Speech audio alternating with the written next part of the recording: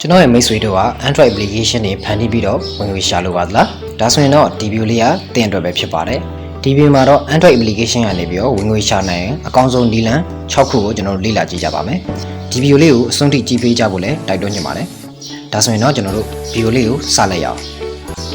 Android application development လုပ်ငန်းကကျွန်တော်ဒေါ်လာပေါင်းများစွာဝင်ငွေရှာနိုင်တဲ့အလားအလာပေါင်းများစွာရှိနေပါတယ်ရလဒ်အနေနဲ့ကတော့ Android developer တွေအတွက်အခွင့်အလမ်းပေါင်းများစွာရှိနေတာပဲဖြစ်ပါတယ်ဒါဆိုရင်တော့စောင့်ဆိုင်မနေပဲနဲ့ Android application ကနေဝင်ငွေရှာနိုင်တဲ့နည်းလမ်း6ခုကိုကျွန်တော်လေ့လာကြည့်ကြပါမယ်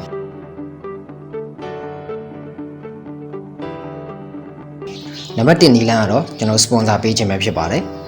ဒီနည်းလမ်းကကျွန်တော်တို့ရဲ့ Android application တွေကိုဝင်ငွေရှာနိုင်ဖို့အတွက်အကောင်းဆုံးနည်းလမ်းများတွေရတယ်တစ်ခုဖြစ်ပါတယ်ဒါကြောင့်မို့လဲကျွန်တော် software developer တွေအတွက်ဝင်ငွေတစ်ခုကိုထုတ်ပေးနိုင်နေပါတယ် user တွေဘက်ကနေကြည့်ပြန်ရင်လည်း Android application ရဲ့ user experience ဘိုင်းမှာလည်းအနှောက်အယှက်မရှိဘဲနဲ့ application ကိုအသုံးပြုနိုင်မှာပဲဖြစ်ပါတယ် sponsor ပေးတဲ့နည်းလမ်းနဲ့ကျွန်တော်တို့စတင်ခြင်းဟာ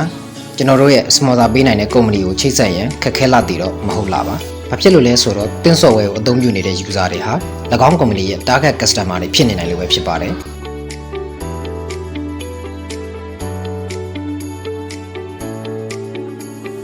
နံပါတ်1 monetization နည်းလမ်း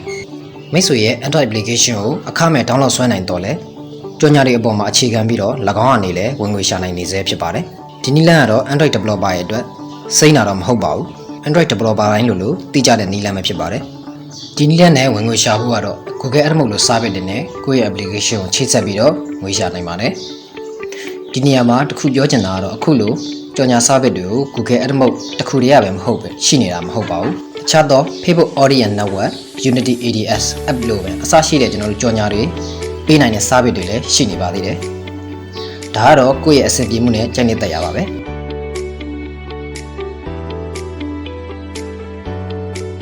နံပါတ်3ကတော့ subscription နည်းလမ်းပဲဖြစ်ပါတယ်ဒီနည်းလမ်းကတော့ကျွန်တော်တို့ရဲ့ application ရဲ့အချို့တစ်ဝက်ကိုပဲ user တွေကိုပေးပြီးသုံးမှာဖြစ်ပါတယ် app ရဲ့ကြံအစိပ်ပိုင်းကိုတော့ user တွေကိုဖုံးကွယ်ထားပါမယ် user တွေက subscription ဝင်ပြီဆိုမှ full version ကိုပေးသုံးတဲ့ပုံစံမျိုးပဲဖြစ်ပါတယ်ဒီနည်းလမ်းမျိုးကိုတော့ Netflix တို့ Amazon Prime တို့လို video streaming platform တွေမှာပို့ပြီးတော့အသုံးများကြပါတယ်ဒါပေမဲ့ဒီနည်းလမ်းကိုအသုံးပြုမယ်ဆိုရင်တော့ developer တွေအထူးဂရုပြုရမှာတော့ cracker တွေရဲ့အန္တရာယ်ပဲဖြစ်ပါတယ်ကိုယ့်ရဲ့ application ကို cracker တွေကနေကာကွယ်နိုင်အောင်ကောင်းကောင်းပြင်ဆင်ပြီးတော့ develop လုပ်ထားဖို့လိုပါမယ်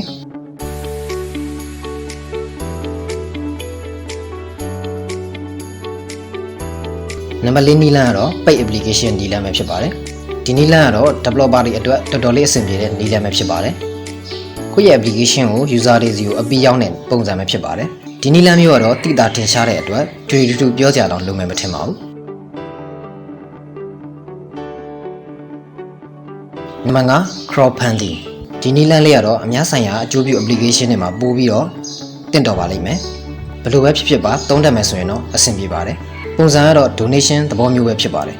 ဥပမာဆိုရရင်တော့ကျွန်တော်တို့ developer တွေဘက်ကနေပြီးတော့ user တွေအတွက်အကျိုးရှိတဲ့အရာတွေကိုဖန်တီးပေးနေမယ် user တွေကစီပြီးတော့အလူခံမယ်ဆိုတဲ့သဘောမျိုးပဲဖြစ်ပါတယ် support ပေးခိုင်းတဲ့သဘောမျိုးပါ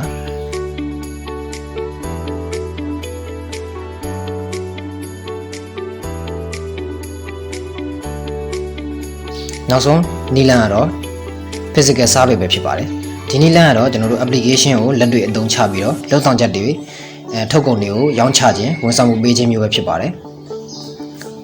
ဒီနည်းလမ်းမျိုးကိုသုံးထားတဲ့နာမည်ကြီး application တစ်ခုရှိပါတယ်အဲ့ဒါကတော့ Uber ပဲဖြစ်ပါတယ် Uber ခရီးသွားတွေအတွက်တက်စီတွေကိုမြန်မြန်ဆန်ဆန်လွယ်လွယ်ကူကူနဲ့ငှားရမ်းနိုင်အောင်လှုပ်ဆောင်ထားတဲ့အသုံးဝင် application တစ်ခုပဲဖြစ်ပါတယ်အနှစ်ချုပ်ပြောရမယ်ဆိုရင်တော့နံပါတ်1 sponsorship နံပါတ်2 monetization နံပါတ်3 subscription နံပါတ်4 paid application နံပါတ်5 crowdfunding နဲ့နံပါတ်6 physical service တို့ပဲဖြစ်ပါတယ် Android application တွေနဲ့ဝင်ငွေရှာနိုင်တဲ့နည်းလမ်းတွေကတော့ကျွန်တော်ဖော်ပြခဲ့တဲ့နည်းလမ်းတွေအပြင်အခြားနည်းလမ်းပေါင်းများစွာရှိနေနိုင်ပါသေးတယ်ကျွန်တော်အခုပြောပြခဲ့တဲ့နည်းလမ်းတွေကတော့ယခုလက်ရှိရေပန်းစားတဲ့ဖြစ်နေတဲ့နည်းလမ်းတွေနဲ့အဓိကကျတဲ့နည်းလမ်းတွေကိုအနှစ်ချုပ်ဖော်ပြခဲ့ခြင်းပဲဖြစ်ပါတယ်တကယ်လို့ Android application တွေနဲ့ဝင်ငွေရှာနိုင်တဲ့နောက်ထပ်နည်းလမ်းတွေကျန်ရှိနေမယ်အောင်မယ်ဆိုရင်လည်းဒီ video ရဲ့ comment မှာဝင်ရောက်ဆွေးနွေးသွားလို့ရပါတယ်ခင်ဗျာအခုလို video အဆုံးထိကြည့်ရှုပေးကြတဲ့သူတယောက်ချင်းစီတိုင်းကိုကျေးဇူးအထူးပဲတင်ရှိပါတယ်ခင်ဗျာကျွန်တော်ရဲ့ channel လေးကို subscribe လုပ်ရသေးရင် subscribe လုပ်ခဲ့ကြဖို့တောင်းဆိုပါတယ်နောက် video မှာပြန်ဆုံကြတာပေါ့